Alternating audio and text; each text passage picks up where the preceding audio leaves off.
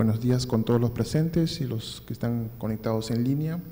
Gracias a la Junta Directiva, al decano por la invitación para presentar este tema importante, sobre todo en nuestra región, ¿no?, que es una de las principales regiones a nivel nacional en cuanto a mortalidad materna, y no es pues la hemorragia durante el embarazo una de las principales causas de mortalidad. En realidad la hemorragia durante el embarazo, durante el parto es algo fisiológico, es normal, se rompen membranas, se hacen procedimientos que van a terminar en un sangrado esperable. O sea, es fisiológicamente normal que haya hemorragia durante el alumbramiento, durante el parto, y por eso el cuerpo de la mujer, de la madre, está preparado para eso. Hay cambios fisiológicos durante todo el embarazo que van a hacer que la mujer esté adaptada y preparada para pérdidas de sangre, ¿no? Otra cosa muy importante es que en muchos casos la cuantificación de la hemorragia durante el parto es un poco difícil de realizar, pues que al momento de ocurrir la hemorragia no solamente se pierde sangre, sino se pierden líquidos, ¿no?, que acompañan a la sangre, y lo cual va a hacer cuantificar en exceso el sangrado, y en algunas ocasiones ese sangrado no se puede evidenciar, no se puede objetivar, porque bueno, queda atrapado ya sea en la cavidad uterina o inclusive dentro del útero. Entonces, como decía, estos cambios fisiológicos en la mujer, que consisten en el aumento del volumen plasmático circulante, en un aumento de la masa eritrocitaria, hacen que los signos tempranos de shock, cuando ocurre una hemorragia, cuando ocurre una pérdida importante de volumen, no se presenten inmediatamente, se presenten demasiado tardío, como por ejemplo la taquicardia, que es lo que primero debe ocurrir para compensar la pérdida de volumen, y luego la hipotensión. Se van a presentar ya cuando la hemorragia es muy, muy importante, ¿no? Entonces, la hemodilución relativa y un elevado gasto cardíaco, que son los principales parámetros fisiológicos que ocurren en una mujer embarazada, son normales en el embarazo. ¿Por qué ocurre eso? Bueno, vamos a ver que normalmente una hemoglobina en una mujer adulta debería ser 12, en una embarazada el volumen, digamos, la hemoglobina normal esperable en ella baja, ¿no? Entonces, debe tener como 11, como por lo menos de hemoglobina, para considerar que no tiene anemia. Entonces, ¿cómo definimos una hemorragia anormal durante el embarazo? Pues va a depender de la vía del parto. Una hemorragia que exceda los 500 centímetros cúbicos de volumen en un embarazo normal o 1000 centímetros cúbicos en una cesárea, por encima de eso ya se considera una hemorragia anormal, ¿no? Y si hablamos de una hemorragia masiva obstétrica, que es la condición que nos debería llegar a preocuparnos, porque en realidad es la condición en la cual sí vamos a tener que usar hemocomponentes, ¿no?, para poder restituir la volemia. Se define como una pérdida mayor a 2.500 centímetros cúbicos de sangre y que está asociada además a una mortalidad significativa. Pero no solamente hablamos de una hemorragia masiva obstétrica cuando hablamos del volumen, sino además de se pueden medir otros parámetros para definir esta condición, que es si ya tenemos una hemoglobina basal en una mujer que, como ya hemos dicho, debería ser 11 como mínimo para que consideremos normal. Si hay una caída de 4 puntos de hemoglobina o hemos requerido más de 5 unidades de paquete globular, de concentrado de hematíes, que es el paquete globular, para reponer, para alcanzar, digamos, los parámetros estables, también se considera una hemorragia masiva. Y también cuando aparecen trastornos de coagulación, o sea, una coagulopatía, que la coagulopatía puede ser desencadenada por la enfermedad que originó la hemorragia, como por ejemplo, si hablamos de un desprendimiento prematuro de placenta o una embolia de líquido amniótico, son condiciones que te van a originar de por sí una coagulopatía, o sea, un CID. pero esas son condiciones propias de la enfermedad que desencadena el sangrado. Pero también podemos tener coagulopatías por otros mecanismos. Si tenemos una hemorragia, por ejemplo, obstétrica, y empezamos con la reposición de cristaloides o coloides, si es que reponemos demasiado sin haber repuesto otro hemocomponente, como por ejemplo plasma, plaquetas o crioprecipitado, en volúmenes superiores a 3.000 a 3.500 de volumen prontamente, también podemos obtener una coagulopatía, que en este caso es dilucional. Igual las hemorragias masivas se acompañan de esto de acá, ¿no? De una coagulopatía dilucional por la reposición de los de cristaloides o coloides sin reposición de hemocomponentes. Al igual que el sangrado masivo, también de por sí, en valores más de 2.500 centímetros cúbicos, se pueden acompañar de coagulopatías de consumo. ¿Por qué? Porque en el afán de reponer o de restituir la hemostasia, de parar el sangrado, se empiezan a consumir factores de coagulación y plaquetas, lo cual va a llevar a disminución de estos factores, disminución del fibrinógeno, y por lo cual va a llevar una coagulopatía de consumo también. Entonces acá tenemos algunas definiciones de hemorragia obstétrica según las guías o las que encontramos a nivel mundial. Por ejemplo, en la guía australiana del 2008 define una pérdida de más de 500 centímetros cúbicos durante el parto o 750 durante la cesárea. Las austriacas, una pérdida entre 500 y 1 litro. La Organización Mundial de la Salud, al contrario, la define con una pérdida de más de 500 en 24 horas, leve y grave mayor de 1.000 centímetros cúbicos en 24 horas, ¿no? Entonces, como decíamos, hay cambios fisiológicos en la mujer que le preparan para estas condiciones. Ya dijimos, un aumento en la masa eritrocitaria de alrededor del 20-30% del volumen de eritrocitos, ¿no? La cantidad de hematíes que hay, pero también hay un aumento del volumen plasmático que es mucho mayor, del 50% de plasma, básicamente agua, ¿no? Pero también fisiológicamente existen condiciones que favorecen la hipercoagulabilidad, o sea, la mujer embarazada está en un estado trombótico fisiológico que le prepara para actuar ante esta ruptura de las membranas, ruptura del momento de iniciar el parto, ¿no? Y también sabemos que el mismo hecho de estar embarazada, por eso hay mujeres que estando embarazadas tienen riesgo de tener eventos trombóticos, ya sea trombosis venosa profunda o en otro lado.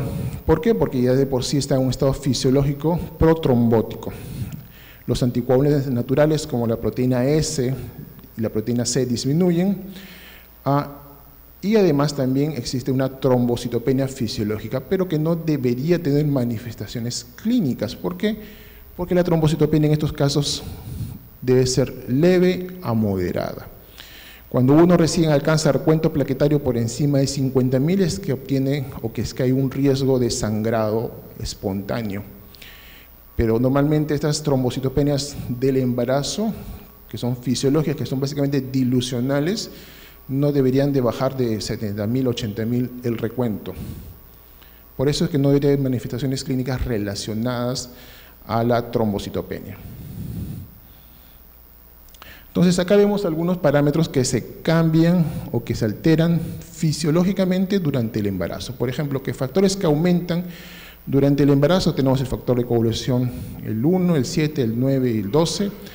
Factores que no se alteran el 12 y el 5, factores que disminuyen el 11 y el 13, el TP y el TTPA aumentan, las plaquetas disminuyen, la antitrombina 3 disminuye, el factor relacionado a plaquetas aumenta, el plasminógeno aumenta, la proteína C y S, que son los anticoagulantes naturales, disminuyen, ¿no? Entonces, todos esos cambios van a conllevar que en líneas generales la mujer esté en un estado trombótico fisiológico. Entonces, vamos a hablar de la hemorragia masiva obstétrica, que es la única condición que debería llevarnos a considerar la transfusión como medida de tratamiento. Normalmente, como lo repito, va a haber sangrados normales en el embarazo, Pero también hay las malas costumbres de utilizar hemoderivados en forma excesiva en un caso que no lo amerita. Siempre hay que actuar con racionalidad, ¿no? Entonces la transfusión debe ser lo último es que debemos pensar como medida de tratamiento. Siempre hay otras cosas que se deben hacer antes de transfundir. Recién cuando estamos hablando de una hemorragia obstétrica masiva, debemos empezar a plantear ya la transfusión como parte del tratamiento. Si no fuese el caso, no debería ser así. Aunque también hay que considerar que en nuestro medio, sobre todo acá en la región, en el Perú, pero sobre todo en Loreto, en regiones de la periferia, tenemos mujeres que de por sí ya vienen con una anemia, ¿no?, basal, que ese es su basal, digamos, que las mujeres embarazadas de periferia vengan con hemoglobinas en 8, 9, lo cual obviamente una pérdida de volumen en ellas va a ser más significativo, pero esos son casos, digamos, puntuales en el cuales ya deberíamos de actuar en forma individualizada. Entonces, lo primero que se debe hacer con las medidas generales, ¿no? Las intervenciones iniciales que debe hacerlas el ginecólogo, que tratar de buscar la causa del sangrado y tratar de corregirla. Acá básicamente son quirúrgicas la gran mayoría, ¿no? Médicas, usar oxitocina, usar algunos otros medicamentos para tratar de parar el sangrado, o sea, intervenciones quirúrgicas y farmacológicas para actuar y para tratar de detener el sangrado. Lo siguiente que hay que hacer, obviamente, es la corrección, la volemia, mantener el volumen y mantener la presión arterial, como con cristaloides inicialmente, y podríamos usar coloides también. Obviamente que los coloides también tienen un poco de efecto adverso, porque si hablamos que con los cristaloides a partir de 3.000 a 3.500 centímetros cúbicos de reposición empezamos a ver coagulopatías de consumo, con los coloides es mucho antes de eso. Entonces, como dije, el volumen máximo a infundirse en cristaloides es de 3.500 centímetros cúbicos antes de empezar a transfundir. ¿Por qué? Porque ya empiezan a aparecer las coagulopatías dilucionales, ¿no? Entonces, tampoco debemos reponer enérgicamente los fluidos sin antes haber pensado en transfundir después de exceder ese límite de volumen. Y lo otro que debemos tener en consideración, y que acá en los hospitales, sobre todo en los hospitales, no contamos, son con equipos que al momento de la infusión ya sea los líquidos o los hemocomponentes, tratar de ponerlos a temperatura corporal, ¿no? En otros hospitales, sobre todo en unidades de cuidados intensivos, sí existen los equipos. ¿Por qué? Porque una de las complicaciones o que desencadena una mayor cantidad de complicaciones es cuando los volúmenes, ya sea de cristaloides y de hemocomponentes, pasen a temperaturas inferiores a la temperatura corporal, porque una de las complicaciones de estas pérdidas abundantes es la hipotermia. Entonces, imagínate que de por sí pasamos paquetes globulares que ya vienen congelados y que a veces no los calentamos o no esperamos que ni siquiera estén a temperatura ambiente y la temperatura corporal aún es mayor que eso, entonces vamos a generar más hipotermia y eso va a traer más complicaciones. Entonces, idealmente deberían ir, en estos casos de hemorragias masivas obstétricas, lo que estemos infundiendo debería ir a temperatura corporal.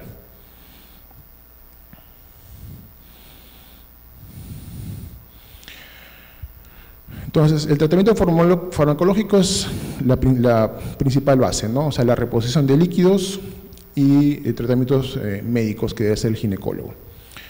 Entonces, la tasa de transfusiones obstétricas en países desarrollados es relativamente baja. Comparado con nosotros es muy baja. Acá hacemos, sobre todo en la región, hacemos un abuso de las transfusiones, ¿no?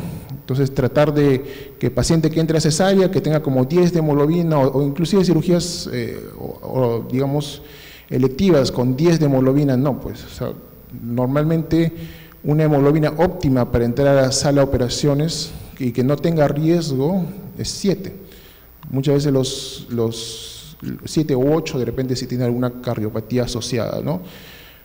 Obviamente si tiene sangrado le repones lo que pierde, pero acá lamentablemente para entrar a sala de operaciones te exigen a veces 10 y tienes que llegar a transfundirle para llegar a esa hemoglobina y recién entrar a sala, y eso no es lo más adecuado. La transfusión generalmente está asociada a una mayor morbilidad obstétrica. porque ya trae la enfermedad de base que originó la transfusión y además los riesgos que trae una transfusión. Una transfusión no es un juego, como digo a todos mis pacientes que me exigen transfundirles. Una transfusión trae demasiados riesgos, desde las más comunes que podemos ver, como es una reacción alérgica, sobrecargas de volumen y pues a veces shocks anafilácticos, o inclusive puede transmitir alguna enfermedad, ya sea infecciosa o viral, ¿no? O sea, infecciosa bacteriana, porque a veces los hemocomponentes no han sido adecuadamente preservados. Entonces, la incidencia de transfusión masiva bordea alrededor de los 6 por cada 10.000 partos, y la causa más común de estas vienen a ser las anomalias placentarias, ¿no? Los desprendimientos de placenta, las atonías uterinas, las placentas secretas. Y como dije, el uso obligatorio, digamos, el uso racional de los hemocomponentes debe ser obligatorio en todos los bancos de sangre. Debería existir además protocolos de hemorragia masiva obstétrica. Cada institución debería tener su propio protocolo, aunque si bien es cierto no hay un consenso claro establecido de cómo deberían ser armados o las reposiciones. Lo que se suele pedirle a cada institución que maneje partos de alto riesgo es que debería tener las unidades listas para transfundirse, porque muchas veces estas unidades van a tener que ser transfundidas sin pruebas cruzadas, pruebas de compatibilidad previas por la emergencia, ¿no? Entonces, ¿cuál es la unidad de sangre que debería estar lista, preparada para esto? La O negativa. ¿Por qué? Porque es la que menos reacciones te va a causar. El donante universal es el O negativo. Entonces, cada institución debería tener por lo menos de 6 a 10 unidades O RH negativo listas para este momento de una transfusión por una hemorragia obstétrica masiva, sobre todo acá en nuestra región, que son relativamente comunes. Además de eso, deberíamos tener unidades de plasma. ¿Cuáles? Las AB. El AB, si bien es cierto, el donante de OH negativo es el donante universal, su plasma no se puede usar para transfundir. El plasma es todo lo contrario. Entonces, el plasma del donante universal debería ser el AB. Bueno, y en el caso de plaquetas, sí, normalmente no hay una preocupación por la tipificación del grupo sanguíneo, ¿no? Acá sí puede ser transfundido cualquier tipo de grupo sanguíneo, y se debería tener preparado para ese tipo de eventualidades una unidad de aféresis plaquetaria que más o menos se puede infundir entre 4 a 5 unidades de pool de plaquetas, ¿no? Además de eso, el plasma y las plaquetas deben ser administradas precozmente, sobre todo para corregir las coagulopatías y las trombocitopenas que se van a originar por los sangrados masivos. Aquí sí no hay un consenso muy claro acerca de cuánto transfundir y en qué momento transfundir los otros hemocomponentes, aparte del paquete globular. Se suele usar inicialmente los paquetes globulares, el concentrado de eritrocitario, y hay dos escenarios en el cual tú empiezas a infundir, una vez que has sobrepasado las 5 unidades de transfusión de paquetes globulares, tienes que empezar a transfundir plasma y plaquetas, o puedes ir transfundiendo a la par, o puedes ir transfundiendo de acuerdo a tus resultados de laboratorio. ¿Cuáles básicamente los tiempos de coagulación? El TP y el TTPA y la medición de plaquetas, ¿no?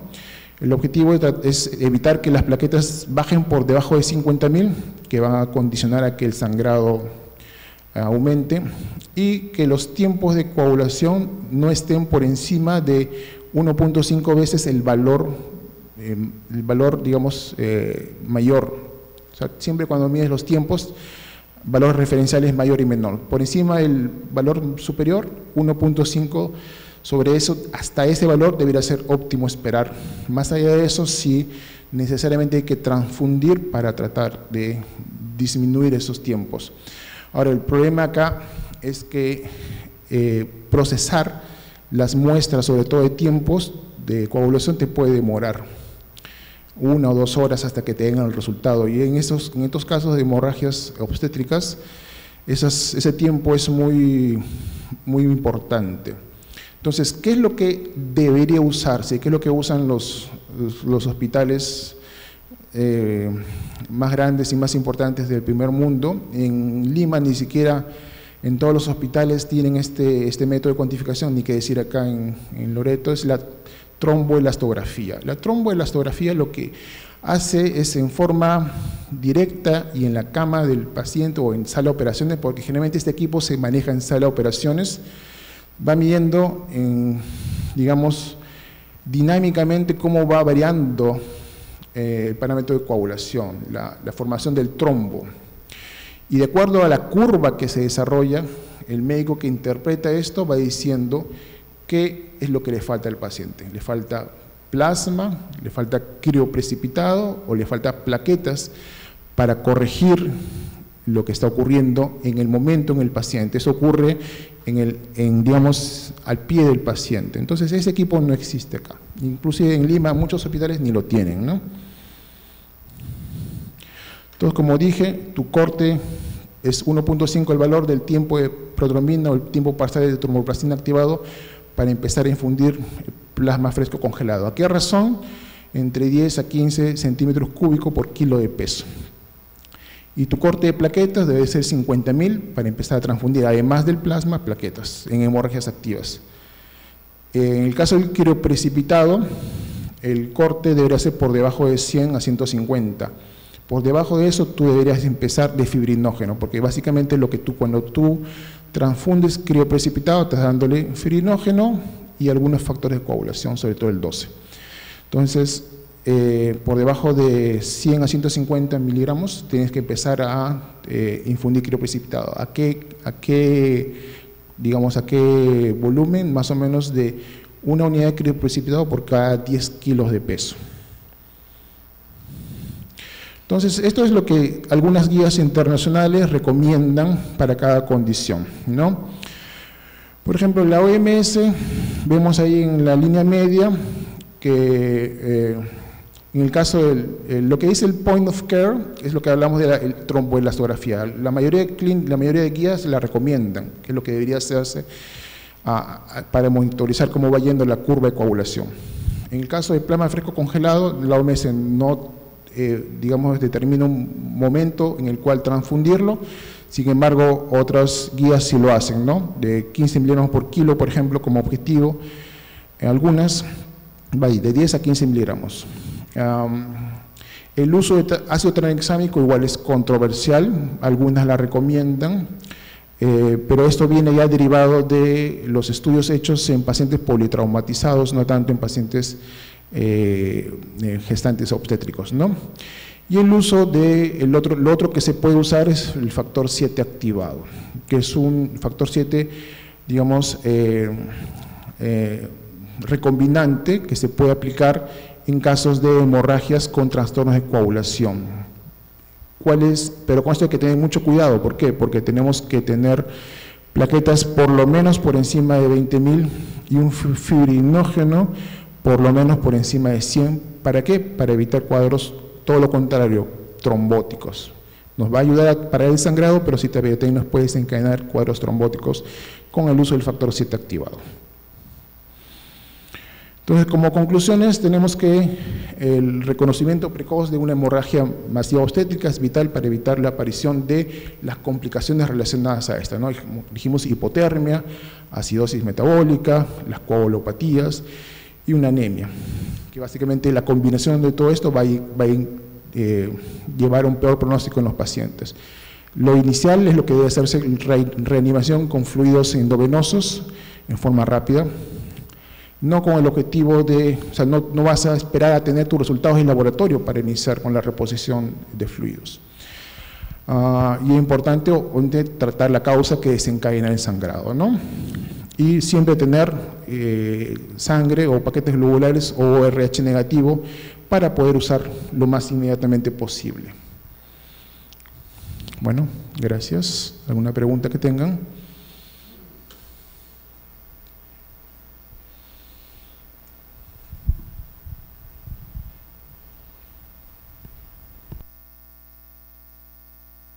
Sí, doctora. Vamos a entrar al rol de preguntas presenciales o vía online. A ver, doctora. Doctor, buenos días. Si bien el aporte que nos está dando es sobre el manejo ya de hemoderivados en el caso de hemorragias, usted mismo lo mencionó, en nuestra región es muy común encontrar pacientes cuya basal en la consulta es baja, ¿no? Es frecuente encontrar 8, 9 de hemoglobina al inicio del embarazo, cuando uno ya sabe que por lo menos va a bajar de 1 a 2 gramos, recibiendo suplemento, igual va a bajar de 1 a 2 gramos en el transcurso de su embarazo. En estas pacientes, la sugerencia del aporte de hierro a través de hierro endovenoso, ¿a qué velocidad es la correcta? Nosotros manejamos, por lo menos en eSalud, hierro sacarato, ¿no? Pero ¿cuál sería la velocidad óptima de infusión de estos suplementos endovenosos para no llegar a un final del parto en anemia? Porque ya está establecido que llegar al tercer trimestre con una anemia moderada es un mayor riesgo de una hemorragia masiva en el momento del parto. Entonces, cuando tenemos tiempo, tenemos 9 meses 8 controles, 10 controles a veces, 6 controles a veces, ¿a qué velocidad podríamos manejar el hierro endovenoso? Porque el suplemento de hierro vía oral es para no bajar demasiado el gramo o los 2 gramos que estamos esperando bajar. Ya. Bueno, lo primero que hay que pensar es que esa bajada no es anemia, ¿ya? O sea, la mujer va a bajar, si tiene una adecuada alimentación y suplementación, va a bajar fisiológicamente. O sea, no va a ser anemia, salvo que no se aporte adecuadamente la suplementación que debe recibir. Bueno, pues idealmente, si tenemos tiempo hasta el parto, o sea, si la captamos a la gestante desde un inicio y no tiene una anemia significativa, basal, idealmente siempre hay que buscar la causa de la anemia. O sea, debemos asumir que todo esto es ferropénica, pero si bien es cierto, la gran mayoría va a ser ferropénica, probablemente no en todos los casos sea esa la causa, ¿no? Entonces, siempre idealmente es hacer el estudio de la cinética de hierro de tu paciente cuando la captas inicialmente. Te da con anemia, le haces el estudio de hierro, o sea, una saturación de transferrina, una ferritina, y si tú sospechas otra causa, pues haces los otros exámenes para determinar la causa, ¿no? Tu DHL, tus bilirrubinas, tus reticulocitos, tu lámina periférica. Y siempre una buena historia clínica. ¿Por qué? Porque hay que quitarnos ese chip que tenemos de que la anemia es natural. Porque no, ninguna anemia es natural, ni siquiera en un anciano es natural. Entonces, la persona tiene anemia porque algo hay de fondo. Entonces, siempre hay que buscar la causa de la anemia. Entonces, si determinamos que es ferropenia y tenemos tiempo y tiene buena adherencia y tolerancia al hierro, empiezas con tu hierro vía oral, que es la mejor forma de suplementar si tienes tiempo. Pues si estás en el segundo o tercer trimestre o hay poca tolerancia al hierro oral, porque hay que acordarnos que de por sí en una persona no embarazada el hierro tiene mala tolerancia, va a causar dolores, gastritis, estreñimientos, disconfort gástrico, que generalmente va a hacer que la adherencia sea mala. Entonces, y el embarazo empeora todos esos síntomas, sobre todo si tenemos que reponer a dosis de tratamiento de anemia, porque una cosa es que tú le vas a dar suplementación para que no te haga anemia o para los requerimientos que tenga el producto, porque hay que tener en consideración que tú suplementas, ¿para qué? Para darle el hierro adicional al producto que está formándose. Entonces, el tratamiento de anemia, la dosis es mucho más alta, entonces probablemente no tenga buena adherencia vía oral. Entonces le empiezas digamos, a administrar endovenoso. Entonces, tú acá tienes que, si determinas que es ferropenia, tienes que idealmente calcular cuánto de hierro le está faltando.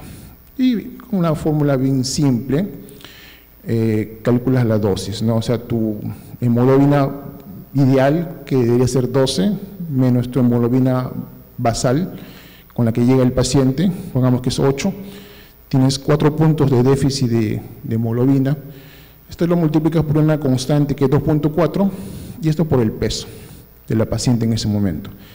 Y a esto tienes que agregarle los depósitos de hierro, que una persona adulta son más o menos de 1000 miligramos.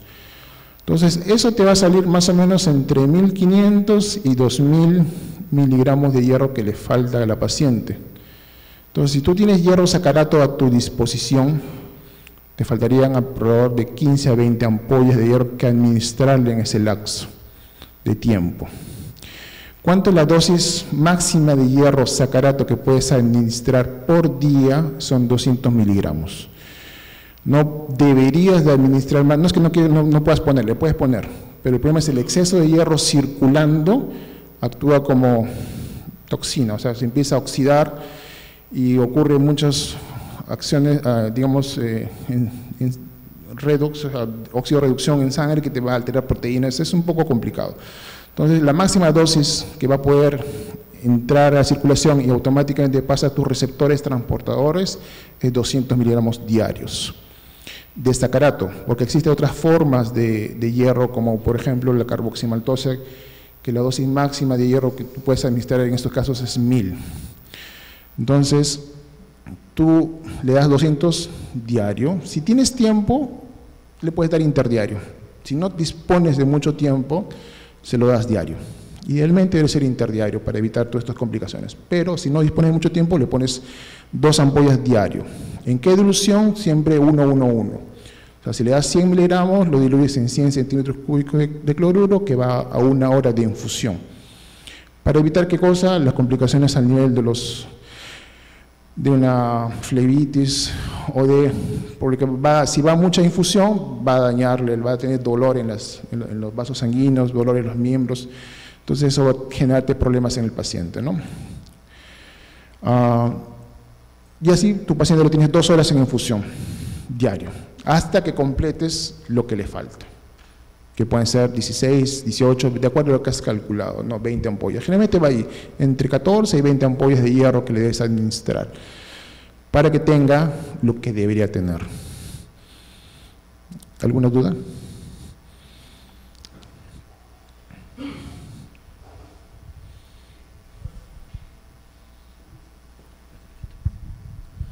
¿Alguna otra pregunta del público?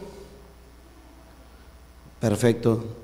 Bueno, la verdad, un tema muy importante, la transfusión en hemorragia durante la etapa de la gestación, y por ello, doctora Luis Arteaga, como Consejo Regional 2 Iquitos del Colegio Médico del Perú, le agradecemos por su participación y le hacemos entrega del certificado propio de la actividad que acaba de realizar. Muchas gracias.